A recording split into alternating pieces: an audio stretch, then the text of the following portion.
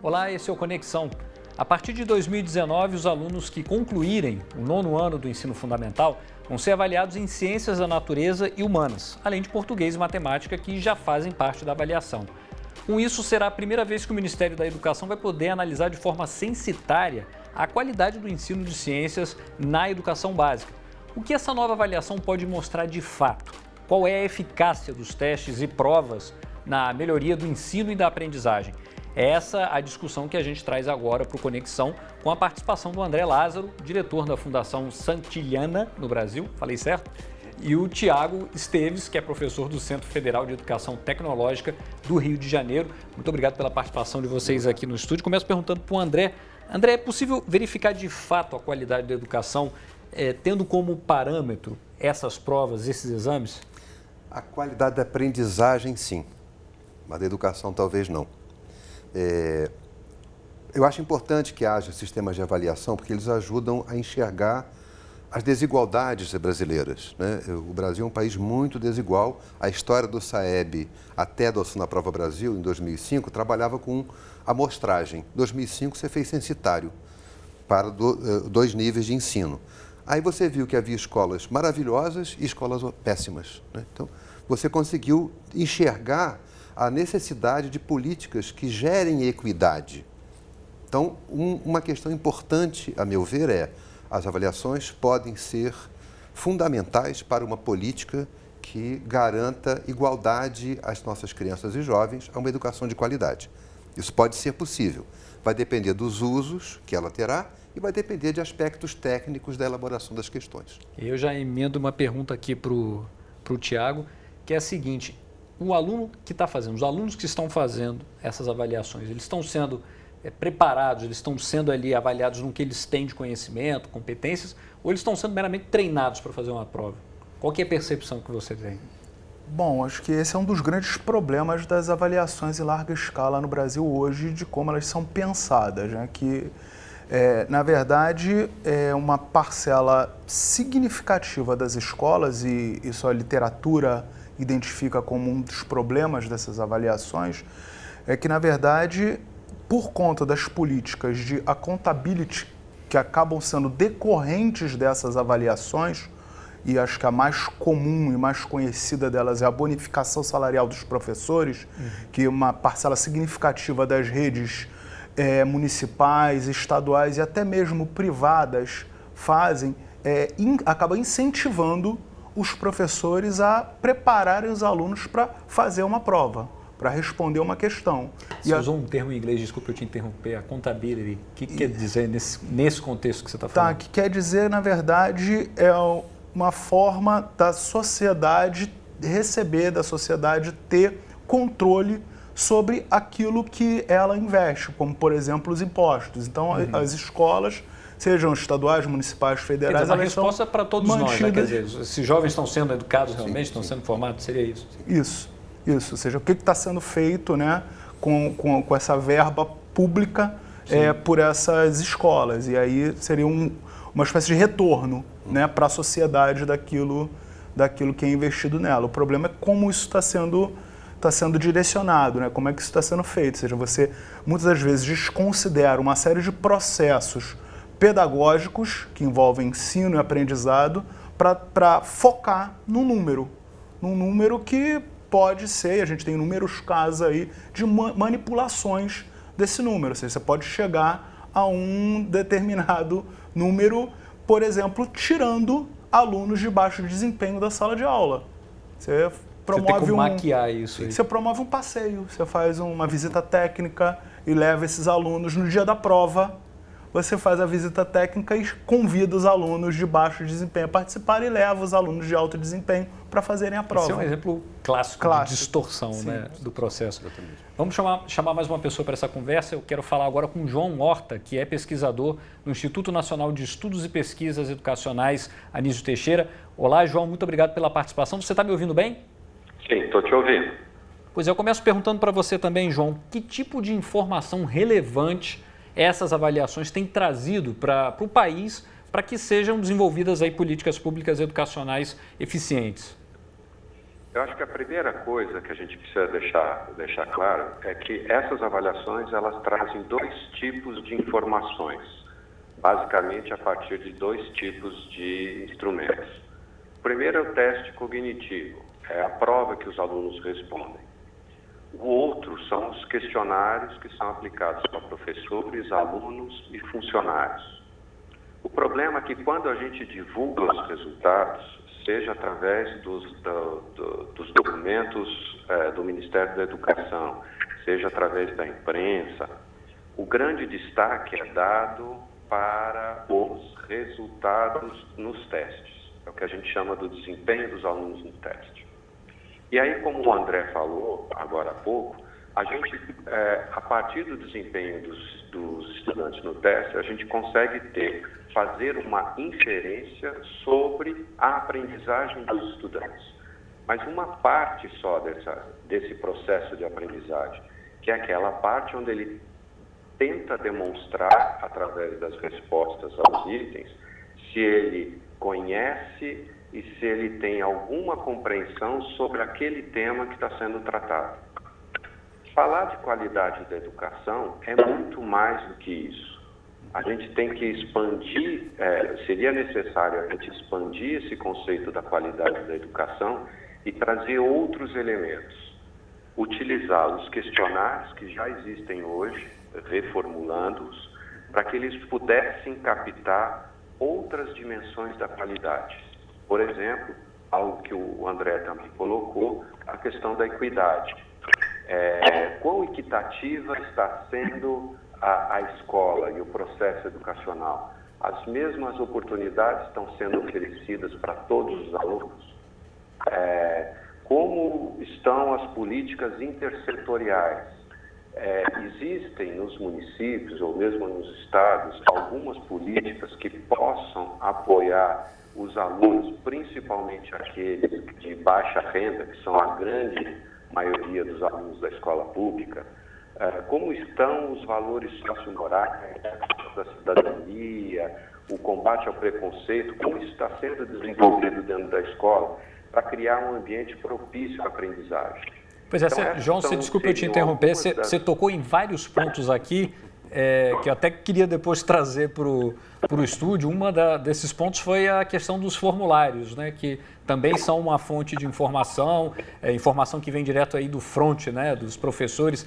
A questão existe uma adesão em relação a esses formulários? A gente pode dizer que a adesão hoje ela é satisfatória para produzir um escopo de informação, de dados que sejam considerados assim satisfatórios? Trazer aqui para o estúdio primeiro essa questão. É uma ótima pergunta que você traz. Eu avalio que sim, nós podemos trabalhar, ou pelo menos essa é a realidade que está disponível para nós compreendermos, né? Então, por exemplo, a Orealc da Unesco, que é situada no Santiago do Chile, faz uma prova equivalente ao PISA, equivalente à nossa prova Brasil, tá? E depois faz um cruzamento dos questionários com o resultado da prova. O que o dado mais recente, que é do CERSE, traz sobre isso? Os resultados de aprendizagem dos estudantes melhor situados estão correlacionados com a escolaridade dos pais.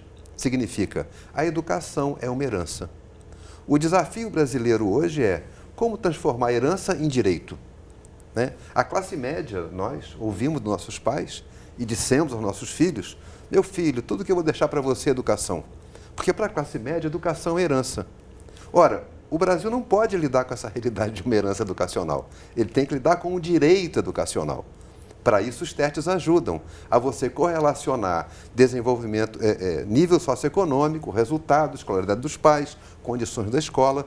Isso, sim, é você avaliar a qualidade da educação. Por quê? E é uma avaliação muito mais complexa, né? Porque a gente está pegando uma pesquisa que em grande parte ela é quantitativa, mas ela também é qualitativa, né? Porque você avalia uma série de informações que estão ali e associa, e essa associação não é simples de fazer com o resultado de uma prova. Eu queria só pegar um argumento do João que é muito importante, é que a Constituição brasileira diz que a educação, a finalidade é desenvolver a pessoa, prepará-la para a cidadania e para o trabalho.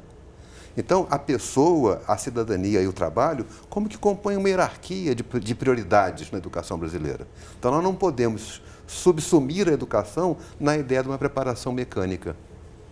Entendi. Agora, por um outro lado, se a gente pega para a nossa realidade, a impressão que passa às vezes, para usar um exemplo, o Enem não é uma prova de avaliação da qualidade, é uma prova classificatória. Só que se construiu uma verdadeira indústria em torno disso, né? E a questão que fica é a seguinte: para uma prova como essa, que ali você também consegue obter boa informação a respeito do desempenho, da formação dos alunos de maneira geral, não seria o caso de que no Brasil a gente está treinando mais os estudantes para fazer as provas do que formando cidadãos?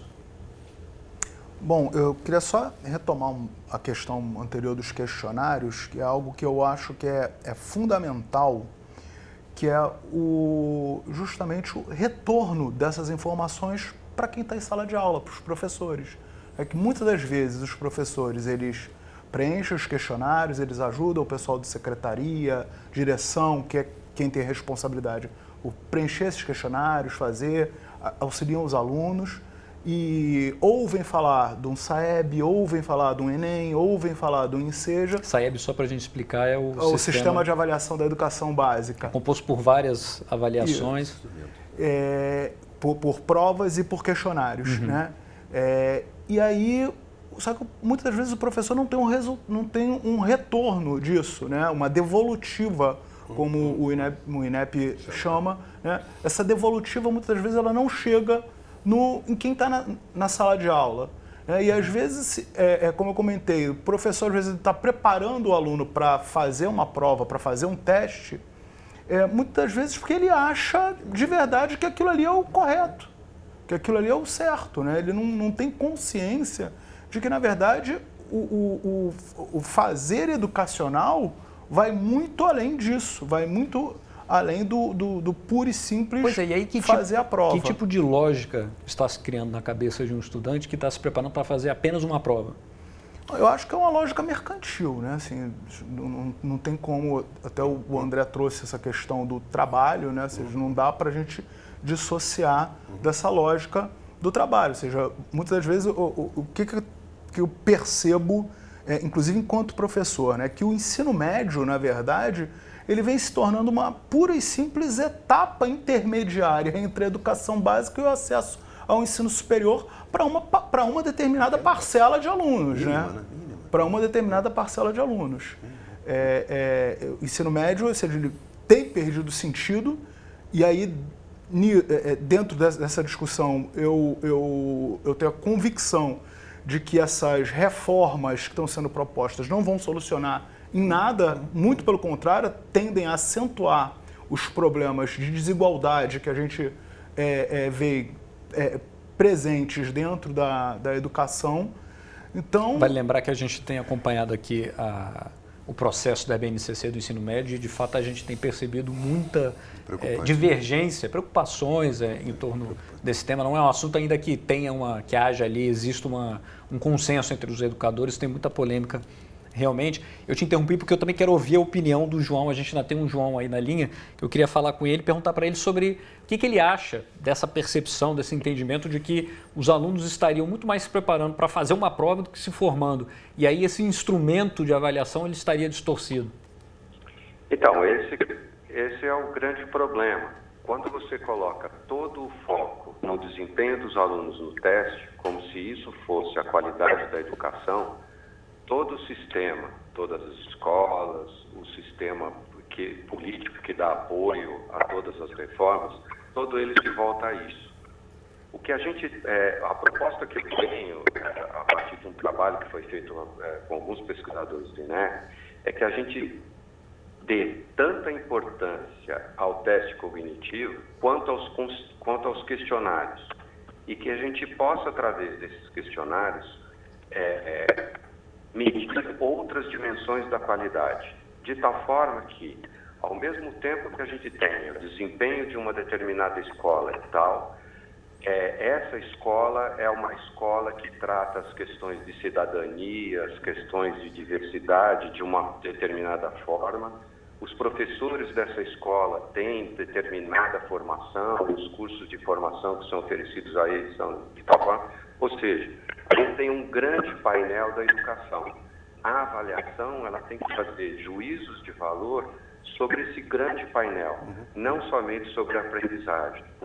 Mesmo hoje, quando a gente tem os questionários para tentar explicar o desempenho dos alunos, é uma visão distorcida do que é a qualidade da educação. Ele ajuda, ele traz alguns elementos. Educação não é somente o processo final, que é a aprendizagem. Tudo aquilo que acontece no entorno da escola, dentro da escola, é importante para formar o cidadão, para formar aquela pessoa que vai influir nos rumos da nação dali para frente. João, você tocou no outro ponto aqui que eu até quero aproveitar para trazer aqui para o estúdio, que é a questão da escola. Às vezes a escola tem lá vários estudantes com um desempenho excepcional ali na avaliação, mas as condições da escola são péssimas e para vários outros estudantes daquela mesma escola, a qualidade não é a mesma, né? Isso é uma distorção, né? Eu queria pegar a sua pergunta anterior sobre formação e preparação para resultado e chamar a atenção para uma coisa que o João e o Tiago comentaram.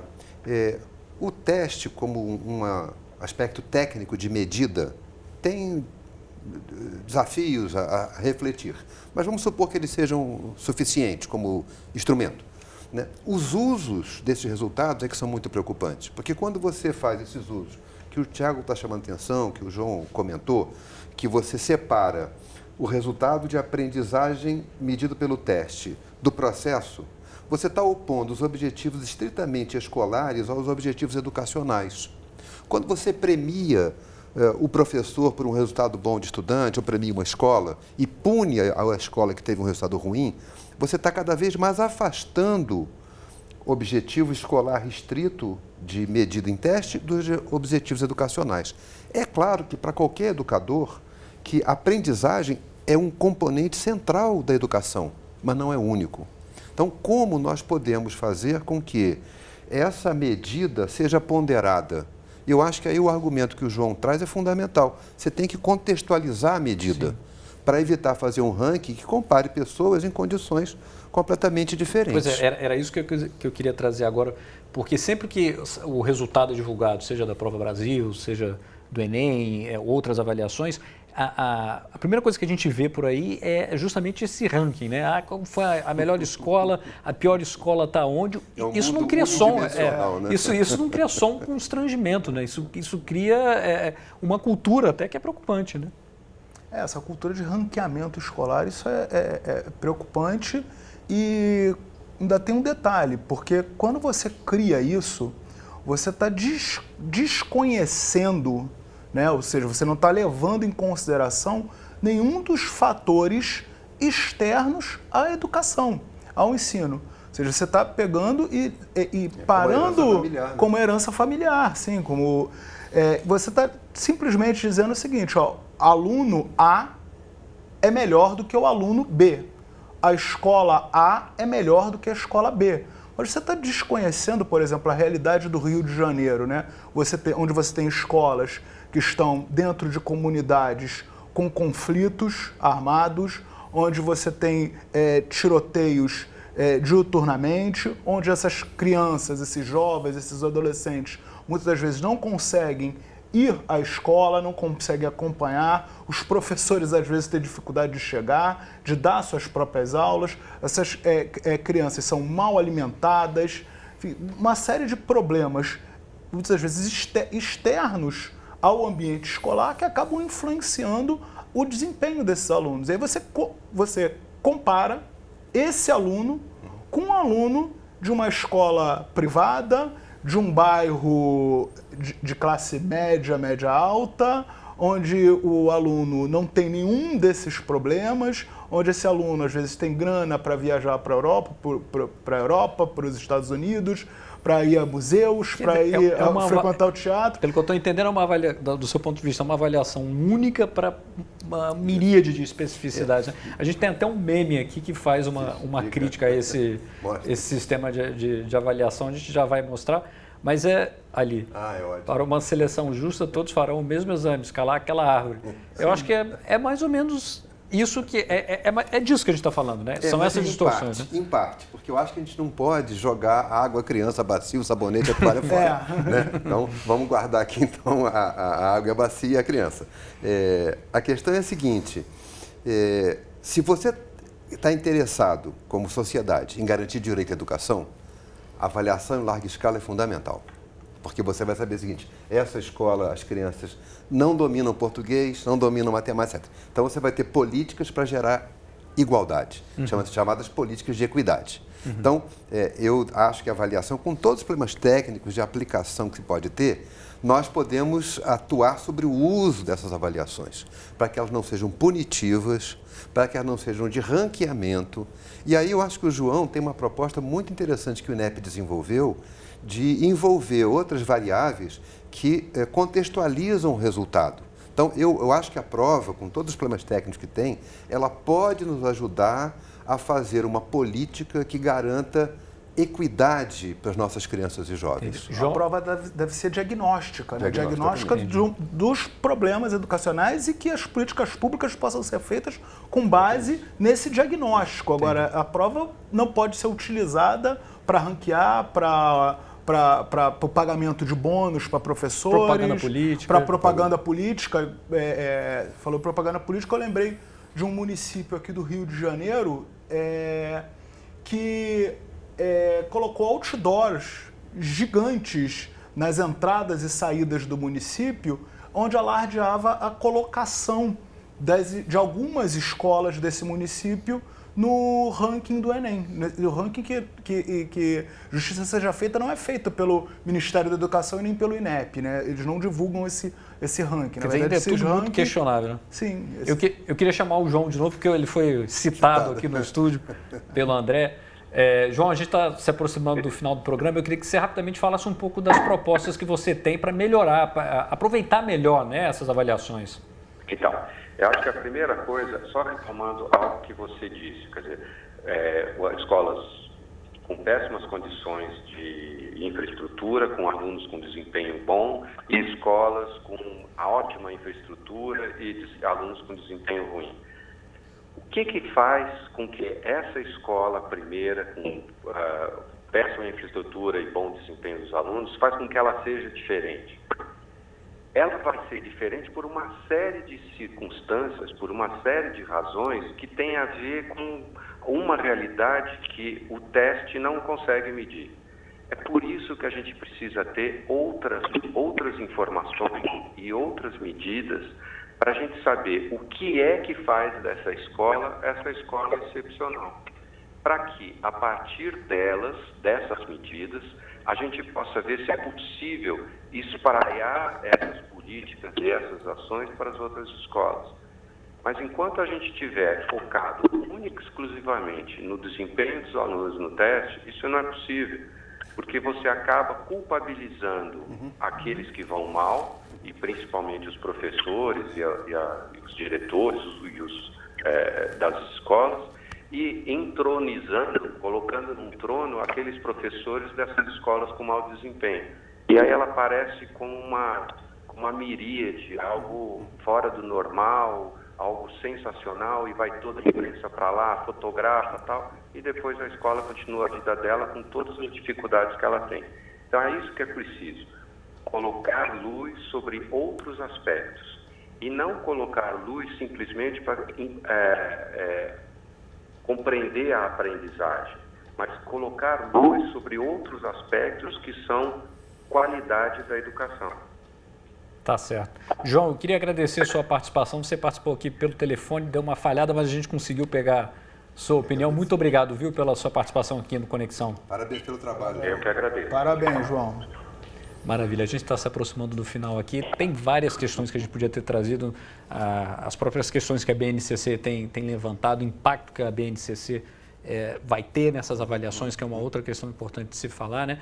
Mas eu queria agradecer muito a participação de vocês. Esse tema a gente sempre vai estar falando dele, porque é a nossa vocação aqui no Futura. Muito obrigado pela opinião de vocês, pela avaliação. Obrigado pelas boas questões. Muito obrigado, eu que agradeço. Maravilha. A você de casa, obrigado pela companhia também. Se quiser rever essa e outras entrevistas, é só acessar o futuraplay.org e até a próxima.